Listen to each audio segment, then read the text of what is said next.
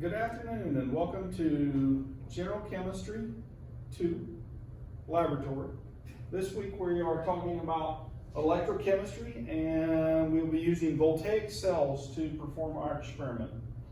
A voltaic cell is a cell which harnesses a chemical reaction to produce a voltage. So we'll actually look at that, or electrical current at a certain voltage. And so we will monitor that by creating cells and utilizing chemistry reactions. So we're going to talk about one here. This is Daniel's cell. This was actually the original reaction that powered the system of telegraph throughout the United States and the world. To make electricity, we would take zinc metal and a copper solution, put those together in one cell, and have zinc 2 plus and copper solid form in the other cell. And so if I'm looking at that occurring, then we can talk about what's called a half reaction. And so for this overall reaction, the half reaction, it's called the oxidation, is the zinc, where it goes from 0 oxidation state to +2, and it gives up 2 electrons in that process. And so you can see that zinc going to zinc +2 right there. And then in the reduction half reaction, then we see copper 2 plus going from 2 to 0, right? So it accepts 2 electrons. And when it does that, so we see that copper 2 plus accepting 2 electrons to go to copper metal. And then if I add these 2 reactions together, then you'll notice the electrons are on opposite sides of the arrow and they cancel to get this overall reaction. Now, in addition to knowing that they're oxidation and reduction, we've actually measured against a standard electrode in a cell like this to find out voltages. All right, but let's look at a Daniel cell first, and then we'll talk about that next step. And so here's my zinc electrode, here's my copper electrode. And so the electrons from the zinc metal leave the zinc metal, and they travel over to the copper. And that takes copper 2 plus out of solution and makes copper metal. So we should have a buildup on this electrode. While this electrode is being sacrificed, it goes from zinc metal to zinc +2 and leaves zinc ion in solution. To keep the charge balanced, we actually have a salt bridge. And today's salt bridge, we're going to use string soaked in potassium chloride. So this is showing potassium chloride as a salt bridge. And so we're going to build that. Now, you'll notice those same half reactions are written below: the zinc oxidation reaction and the copper reduction reaction. And so that's showing that cell operating. Now, there's actually a voltage, if we put a voltmeter right there, that we could read. And the way those voltages can actually be calculated is because we've done these experiments against a hydrogen electrode. And so the hydrogen electrode has a half reaction of H2 going to H plus 2 electrons.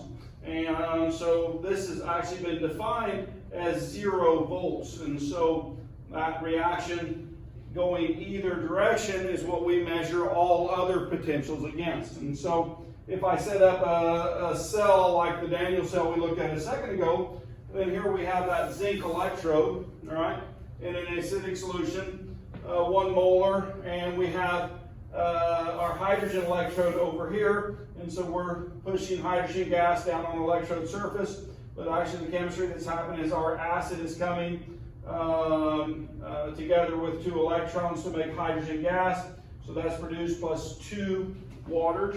And our zinc is going from zinc 0 to zinc +2. So this is still an oxidation reaction. When I put that voltmeter on there and measure that voltage, then for this reaction, the potential is 0.76 volts. Okay?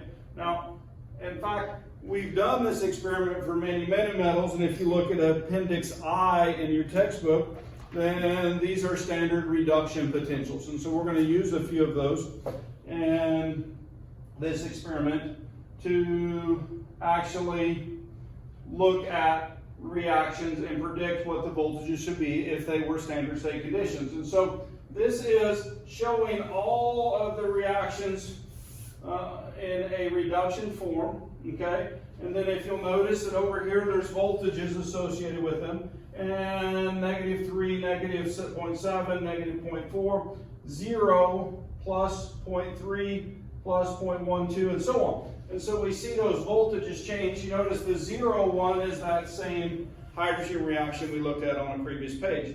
So we set up cells with all of these metals, actually many, many more, to get those standard reduction values.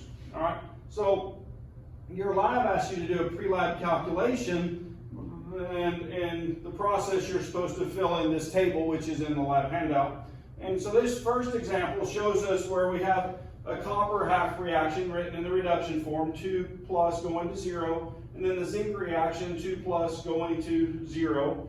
And in fact, if you go back to our table, then you find the values in that table. Here's our copper reaction, 0.337 or 0.34. And our zinc reaction is negative 0.763. But if you'll remember from Daniel's cell, if we go back to that, the zinc is actually being oxidized. It's not in its reduction form. And so when I flip that reaction over and make it reducing, as I would find it in the table, then the voltage switches signs. Okay? And so when I go back to here, then in application, the first reaction will remain in the reducing form. The second reaction will be flipped over to be oxidizing. And when I flip it over, the sign reverses, and so it becomes positive 0.76. And when I add these two numbers together, then I get a positive voltage of 1.1 volt. And that's actually what we want to do. We want to take the two cells. If we don't know which direction either one's going to go, then we take the reduction potentials and we flip it over to where we make the largest possible positive number. So you have a way to look at it. If you look at the second one on our table, we have copper and lead. So I have the copper reduction reaction here, the lead reduction reaction here. We have the voltages at plus 0.337 for copper, and for lead, it's negative 1.26.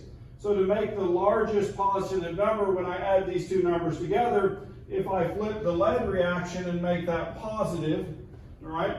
So if I make this Pb solid plus, it should have said yields, and Pb2 plus 2 electrons, then the sign then flips and the voltage is 1.26 volts.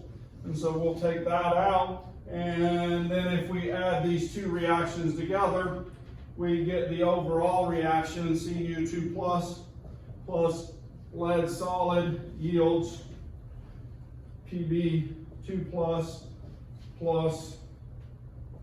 copper solid, and then we add our voltages together, so 1.3 plus 3.4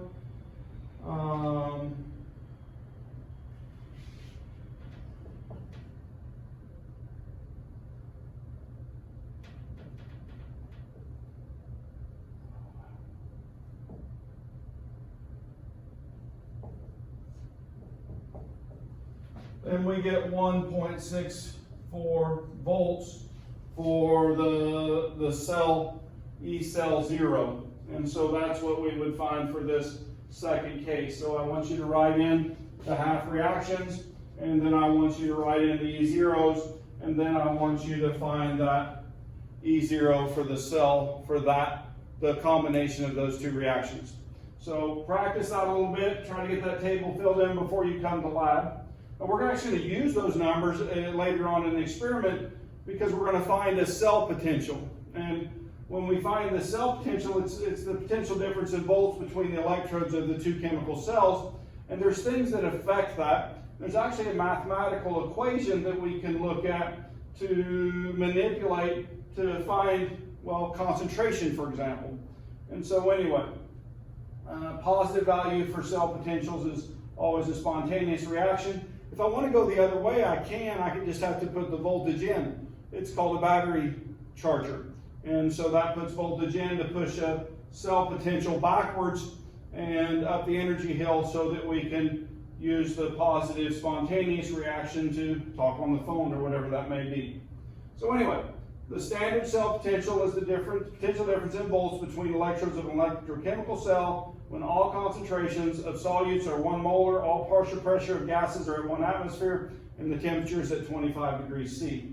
And so that's where that's measured at. And where we actually use that in mathematics is if we build a real cell, then its voltage should be able to be calculated with this equation. Now this is, we're going to modify it a little bit, and we won't consider all conditions, but the way we're going to use it is the E cell, which we calculated right here, E0 cell, and minus the gas constant times the temperature divided by the number of moles times Faraday's constant times ln Q. And you guys remember Q, that's the equilibrium expression when it's not at equilibrium. So if a battery is at equilibrium, if it's K, then there is no reaction occurring, or we don't get voltage when we're at that situation. So anyway, if we know the E cell from a potentiometer and we know this value, we know the constant value, we can measure the temperature, and we know Faraday's, we can determine the number of electrons based on the reactions that are transferred, and so we can use that to find Q, for example, or vice versa. If we know Q, well, we can find E cell and so on. So we're going to use a form of this where we're going to fix the temperature at 25 degrees C, and the other two constants are fixed right there, and so it makes the math simpler. So all we have to look for is the number of electrons transferred. In this reaction, we have over here 2 electrons were transferred, and so we would put a 2 in for N in that situation. All right. Remember, Q is products over reactants.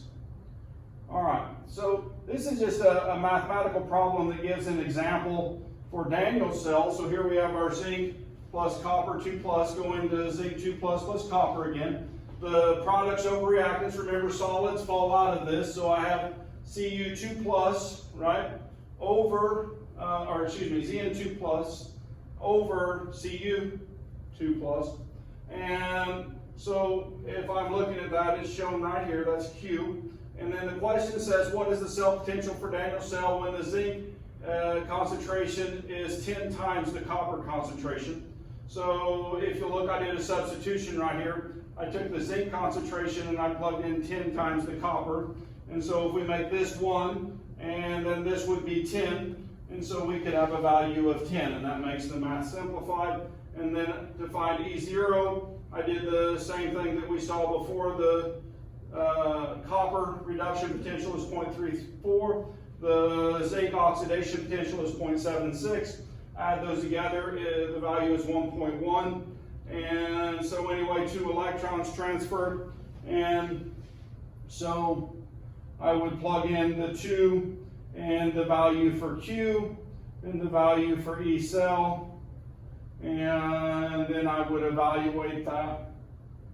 And the E cell value is 1.07 volts with these concentrations. Now, if it were a full 1 molar concentration, then it would be a value of 1.1, which we calculated for E cell. So anyway, just to let you know that in terms of the mathematics. So that's how you might use this expression, okay?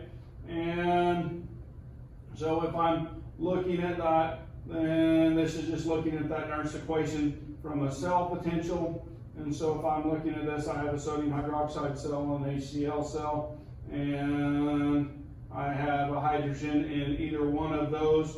And so if I know the concentration of the hydrogen ion in one side, the base side, and that of the acid side, then this will actually generate a voltage. And so that measured voltage is, in this respect, E here. So, well, wait a minute, this is the way a pH meter works. And so we can look at a reaction in this fashion and find the concentration of H plus mathematically, or at least the original one.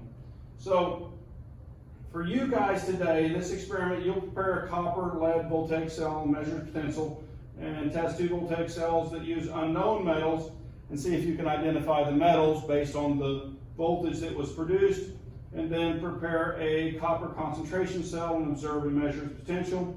and then you're going to prepare a lead concentration cell and measure its potential and use the results of that to actually calculate the KSP, the equilibrium expression, solubility expression for lead iodide.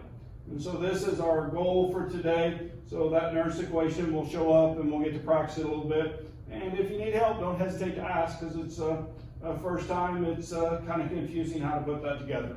So anyway, safety for this week, make sure you're wearing safety glasses. Wash your hands after you get done handling any of the solutions. And please use appropriate disposal containers. Lead, for example, cannot go down the drain, so we need to use the appropriate containers for those chemicals. If you're unsure, please ask. And I'm looking forward to seeing you in lab. Have a great day.